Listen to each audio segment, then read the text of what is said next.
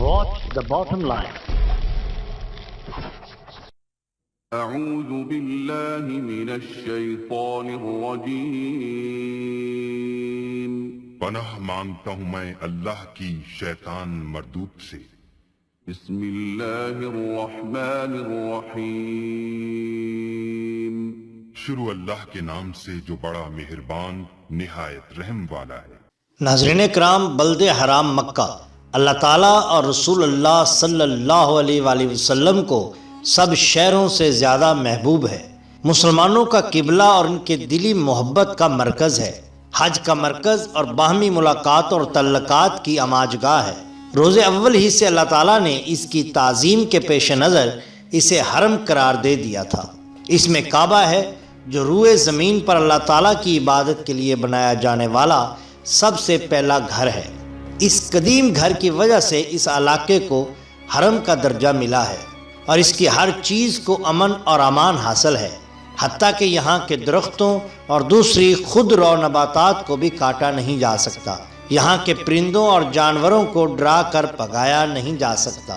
اس جگہ کا ثواب دوسرے مقامات سے کئی گنا افضل ہے۔ یہاں کی ایک نماز 1,00,000 نماز کا درجہ رکھتی ہے۔ مکہ مکرمہ کو عظمت، حرمت اور امان سب کچھ کعبہ کی بدولت ملا ہے۔ فرمان باری تعالیٰ ہے، جو شخص اس حرم میں داخل ہو جائے امن والا ہے۔ سورہ آل عمران۔ اللہ تعالیٰ نے اس کی عظمت اور تقدس کے اظہار کے لیے اس کی قسمیں اٹھائیں۔ فرمایا، مجھے اس شہر کی قسم۔ سورہ بلد۔ ناظرین کرام، رسول اللہ صلی اللہ علیہ وآلہ وسلم نے اسے مخاطب کرتے ہوئے فرمایا تھا، اللہ کی قسم، تو اللہ تعالیٰ کی زمین میں بہترین جگہ ہے اور اللہ تعالیٰ کو محبوب ترین ہے۔ اگر مجھے تجھ سے زبردستی نکالا نہ جاتا تو میں کبھی نہ نکلتا۔ حضرت کعب رضی اللہ تعالیٰ عنہ نے فرمایا، اللہ تعالیٰ نے شہروں کو چنا تو سب سے زیادہ بلد حرام کو پسند فرمایا۔ مکہ مکرمہ کو بلد حرام کہا جاتا ہے۔ رسول اللہ صلی اللہ علیہ وآلہ وسلم کی حدیث مبارکہ سے بھی یہ بات واضح ہوتی ہے کہ مکہ مکرمہ آسمان و زمین کی پیدائش کے وقت ہی سے حرم ہے۔ سیدنا ابو ہریرہ رضی اللہ تعالیٰ عنہ نے فرمایا، جب اللہ تعالیٰ نے اپنے پیارے رسول صلی اللہ علیہ وآلہ وسلم کو مکہ کی فتح عطا فرمائی تو رسول اللہ صلی اللہ علیہ وآلہ وسلم خطاب فرمانے کے لیے کھڑے ہوئے۔ آپ نے اللہ تعالیٰ کی حمد و ثنا بیان فرمائی، پھر فرمایا، اللہ تعالیٰ نے مکہ مکرمہ میں ہاتھیوں کو آنے سے روک دیا، لیکن اب اپنے رسول اور مومنین کو مکہ پر قابض فرما دیا۔ مجھ سے پہلے مکہ مکرمہ کسی کے لیے حلال نہیں ہوا اور نہ میرے بعد کسی کے لیے حلال ہوگا۔ میرے لیے بھی کچھ وقت تک کے لیے حلال کیا گیا ہے۔ خبردار، اس کے کسی شکار کو ڈرا کر بھگایا نہ جائے، اس کے کانٹے دار درخت نہ کاٹے جائیں، یعنی اس سے مراد سرسبز نباتات ہے۔ اس میں گری پڑی چیز نہ اٹھائی جائے، البتہ جو اعلان کرے وہ اٹھا سکتا ہے۔ جس شخص کا کوئی رشتہ دار قتل ہو جائے اسے 2 چیزوں یعنی قتل اور دیت میں سے بہتر کا اختیار ہے، جو بہتر سمجھے اسے اختیار کر سکتا ہے۔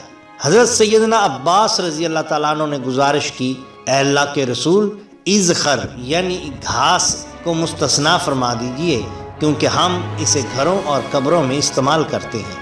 آپ صلی اللہ علیہ وآلہ وسلم نے فرمایا، ہاں اذخر مستثنا ہے، اسے کاٹا جا سکتا ہے۔ اللہ تعالیٰ نے بیت اللہ کی تعظیم کے لیے اس کا حرم مقرر فرمایا اور اس میں ہر چیز حتیٰ کہ پرندوں اور درختوں کو بھی امان دے دی اور اس میں اعمال کا ثواب دوسرے مقامات سے افضل قرار دیا۔ حرم مکہ مکرمہ کے ہر طرف پھیلا ہوا ہے، البتہ اس کی حدود ہر طرف ایک جیسی نہیں۔ مکہ مکرمہ کی طرف آنے والے بڑے بڑے راستوں پر حدود حرم کے نشانات لگا دیے گئے ہیں۔ درجہ بالا تمام احادیث مبارکہ اور آیات کریمہ سے یہ بات واضح ہو گئی کہ حرم کعبہ میں کسی بھی جان کو تلف نہیں کیا جا سکتا۔ مختصراً یہ کہ خانہ کعبہ کی حرمت اور عظمت سے بلا شبہ ہر مسلمان ہی واقف ہے۔ اسی خانہ کعبہ کی موجودگی ہی کی بدولت مکہ مکرمہ میں مسلمانوں کا مقدس ترین مقام کہلایا جاتا ہے۔ یہاں تک کہ سال کے 12 مہینوں اور دن کے 24 گھنٹے دنیا بھر سے آئے ہوئے مسلمان زائرین کا طواف اس کعبہ کے گرد پروانوں کی مانند جاری رہتا ہے اور اس شہر کی اہمیت کا اندازہ اس امر سے بھی لگایا جا سکتا ہے کہ قرآن کریم کی سورہ آل عمران میں بھی اللہ تعالیٰ فرماتے ہیں کہ پہلا گھر جو لوگوں کے لیے بنایا گیا مکہ میں ہی ہے، جو تمام دنیا کے لیے برکت اور ہدایت والا ہے۔ لہٰذا اس پرامن شہر میں حادثات کا ہونا بہت ہی شاذ و نادر ہوتا ہے۔ یہی وجہ ہے کہ اگر ایسا کوئی واقعہ پیش آ بھی جائے جو ناگوار ہو تو کروڑوں کی تعداد میں آئے زائرین کو بہت زیادہ مشکلات کا سامنا کرنا پڑتا ہے۔ چنانچہ گزشتہ ہفتے وہاں کے لوگوں اور زائرین کو ایک ایسی ہی عجیب و غریب صورتحال کا سامنا کرنا پڑا جس میں مسجد الحرام کے احاطے میں مردہ کیڑوں کے ڈھیر لگے دکھائی دیے گئے۔ خبر کچھ یوں ہے کہ پچھلے ہفتے مکہ مکرمہ میں بہت بڑی تعداد میں، جس کی تعداد ایک اندازے کے مطابق 30 سے 35 ہزار لگائی جا سکتی ہے، کیڑوں نے اچانک حملہ کر دیا۔ رات کے وقت جب بندگان خدا عبادت میں مصروف تھے، اچانک ان کیڑوں نے حملہ کر دیا۔ سوال یہ پیدا ہوتا ہے کہ یہ کیڑے یا جن کو عام طور پر ٹڈیوں سے مشابہت دی جا رہی ہے، جو کالے رنگ کی ہیں، یہ آئی کیوں؟ اس کے پیچھے وجوہات کیا ہیں؟ کیونکہ مقامی لوگوں کا یہ کہنا ہے کہ اتنی بڑی تعداد میں اس سے پہلے یہ کیڑے مکہ مکرمہ یا اس کے گرد و نواح میں نہیں دیکھے گئے۔ اس واقعہ پر فی الفور دنیا بھر کے خبر رساں ادارے اور میڈیا حرکت میں آ گئے اور اس کے بارے میں مختلف قسم کے شک و شبہات اور باتیں عام کرنے لگے۔ بعض اس کو عذاب سے تشبیہ دے رہے ہیں اور بعض اس کا تعلق تورات مقدس میں بیان کیے گئے عذابوں سے جوڑ رہے ہیں۔ دوستو، مسجد الحرام کے احاطے میں سیاہ رنگ کے یہ مردہ کاکروچ نما کیڑوں کے ڈھیر لگے دیکھے جا سکتے ہیں، جن کی تصاویر کئی روز سے سوشل میڈیا پر گردش کر رہی ہیں، جنہوں نے پاکستان سمیت اسلامی ممالک میں لوگوں کو پریشان کر رکھا ہے۔ اور پریشانی کا اسباب صرف وہ کیپشن ہیں جو ان تصاویر اور ویڈیوز کے ساتھ گردش میں ہیں کہ مکہ میں کاکروچوں یا دوسرے لفظوں میں ٹڈیوں نے حملہ کر دیا، جبکہ سوشل میڈیا پر اس قدر غلط انداز میں پھیلنے کے بعد مکہ مکرمہ کے سیکریٹریٹ نے ان تصاویر اور ویڈیوز پر ایک وضاحتی بیان بھی جاری کیا ہے، جس سے یہ حقیقت واضح ہو جاتی ہے کہ جس مردہ کیڑے یا ٹڈیوں کی تصویر شیئر کی جا رہی ہے وہ کاکروچ یا لال بیگ ٹڈی وغیرہ نہیں ہے، بلکہ اس سے ملتا جلتا ایک جاندار ہے جسے عربی میں جداجد کہا جاتا ہے۔ بہت سے نشریاتی اداروں اور سوشل میڈیا ناظرین کے مطابق اس کی بہت سی توجیحات پیش کی جا رہی ہیں کہ مکہ مکرمہ میں ان کیڑوں نے حملہ کیوں کیا۔ بعض کے نزدیک یہ موسمیاتی تبدیلی کی وجہ سے ہے۔ مکہ مکرمہ سے دور پہاڑوں اور مختلف سوراخوں میں یہ رہنے والے کیڑے اصل میں موسمیاتی تبدیلی کے باعث ایک جگہ سے دوسری جگہ پر ہجرت کرتے ہیں۔ ناظرین، ایسا اکثر دیکھا گیا ہے کہ بہت سے جاندار موسم کی تبدیلی کے باعث ایک جگہ سے دوسری جگہ پر ہجرت کر جاتے ہیں۔ ایسا پرندوں میں بھی دیکھا گیا ہے، ایسا سمندری جانور بھی کرتے ہیں، اور اس طرح بہت سے پرندے بھی یہی کچھ کرتے ہیں کہ موسمیاتی تبدیلی کے باعث ایک جگہ سے دوسری جگہ پر ہجرت کر جاتے ہیں۔ ان لوگوں کا کہنا ہے کہ یہ کیڑے بھی اصل میں اس مقام سے ہجرت کر کے دوسرے مقام کی طرف جانا چاہتے تھے، لیکن رات کے باعث مکہ مکرمہ میں روشنیوں کے باعث یہ اس طرف کو متوجہ ہوئے اور اس طرح یہ کیڑے مسجد حرام تک پہنچ گئے۔ بعض مذہبی لوگ مسلمانوں کو گناہوں کی وجہ سے اللہ تعالیٰ کی طرف سے آنے والا ایک عذاب قرار دے رہے ہیں، جبکہ بعض کے نزدیک یہ جنات یا شیطان کا کام ہے۔ چلیں ناظرین، دیکھتے ہیں کہ اس وقت تک جو تحقیقات ہمارے سامنے آئی ہیں وہ کیا ہیں۔ ناظرین محترم، سوشل میڈیا پر پھیلنے والے کئی پیغامات میں اس بات کا بھی دعویٰ کیا گیا ہے کہ ان کیڑوں کے حملے کے نتیجے میں مسجد الحرام میں عشاء کی جماعت بھی ملتوی ہو گئی، جس سے اس خبر کے سننے والوں میں سے کچھ افراد نے یہ بھی اخذ کیا کہ عبادت میں خلل ڈالنے کا کام کیونکہ شیطان کا ہے، اس لیے کیڑوں کی شکل میں آنے والے یہ حشرات دراصل جنات تھے، یعنی وہ جنات جو شیاطین کے گروہ سے تعلق رکھتے تھے، اور ان حضرات کے نزدیک جنات کا مقصد اس وقت کچھ ایسے بندوں کو غافل کرنا تھا جو اللہ کے بہت زیادہ عبادت گزار اور تقوی رکھنے والے تھے۔ ان حضرات کا یہ بھی ماننا ہے کہ اس قدر زیادہ مقدار کے ساتھ اتنا زیادہ شور کرتے ہوئے آنا کسی عام حشرات کا کام نہیں، لہٰذا یہ جنات ہی ہیں اور ان حضرات کی اس بات کو تقویت اس وقت ملی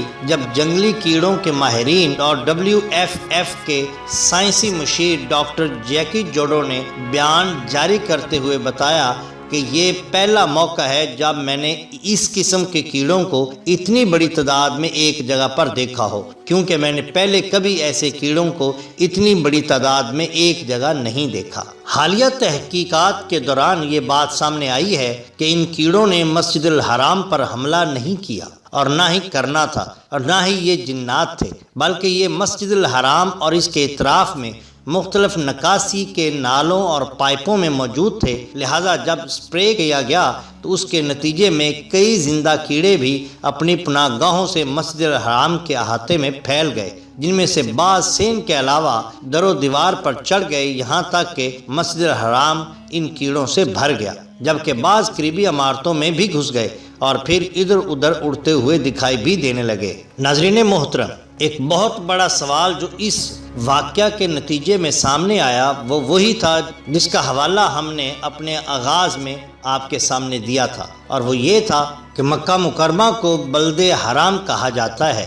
رسول اللہ صلی اللہ علیہ وسلم کی حدیث مبارکہ سے واضح ہوتا ہے کہ مکہ مکرمہ آسمان و زمین کی پیدائش کے وقت ہی سے حرم ہے۔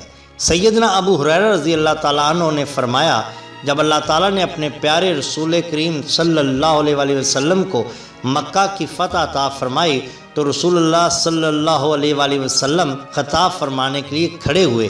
آپ نے اللہ تعالیٰ کی حمد و ثنا بیان فرمائی، پھر فرمایا اللہ تعالیٰ نے مکہ مکرمہ میں ہاتھیوں کو آنے سے روک دیا، لیکن اب اپنے رسول اور مومنین کو مکہ پر قابض فرما دیا۔ مجھ سے پہلے مکہ مکرمہ کسی کے لیے حلال نہیں ہوا اور نہ میرے بعد کسی کے لیے حلال ہوگا۔ میرے لیے بھی کچھ وقت تک کے لیے حلال کیا گیا ہے، خبردار اس کے کسی شکار کو ڈرا کر بھگایا نہ جائے، اس کے کانٹے دار درختوں کو نہ کاٹا جائے، اس میں گری پڑی چیز نہ اٹھائی جائے، البتہ جو اعلان کرے وہ اٹھا سکتا ہے۔ جس شخص کا کوئی رشتہ دار قتل ہو جائے اسے دو چیزوں میں سے بہتر کا اختیار ہے، قتل یا دیت۔ اب سوال یہ پیدا ہوتا ہے کہ کہا گیا ہے کہ بلد حرام میں داخل ہونے والی کسی چیز کو بھی مارا نہ جائے۔ اب سوال یہ تھا کہ مکہ مکرمہ میں داخل ہونے والے ان کیڑوں کے ساتھ کیا سلوک کیا جائے۔ تو اس کے لیے پہلی بات تو یہ ہے کہ بہت سے کیڑے بہت مشکل سے ہی چند لمحات کے لیے زندہ رہے، باقی گرتے ہی مر گئے، لیکن جو زندہ تھے ان کے بارے میں سوال اٹھنے لگے۔ اس پر مقامی لوگوں نے، جن میں بہت سارے مذہبی لوگ بھی شامل تھے، اس نتیجے پر پہنچے کہ تقدس کعبہ کی خاطر ان کیڑوں کو فی الفور یہاں سے ہٹا دیا جائے۔ اس لیے بہت ہی قلیل عرصے میں خانہ خدا کو اس غلاظت سے پاک اور صاف کر دیا گیا۔ ناظرین محترم، اگر آپ کو ہماری یہ ویڈیو پسند آئی ہو تو لائک کیجئے اور سبسکرائب کیجئے ہمارے چینل دا باٹم لائن کو، تاکہ ہم آپ کے لیے اور بہترین ویڈیوز لا سکیں۔ اپنے دوستوں کا بہت خیال رکھیے۔ اللہ اور اللہ کے رسول صلی اللہ علیہ وآلہ وسلم سے بہت بہت محبت کیجئے۔ آپ کا بہت شکریہ۔ اللہ حافظ۔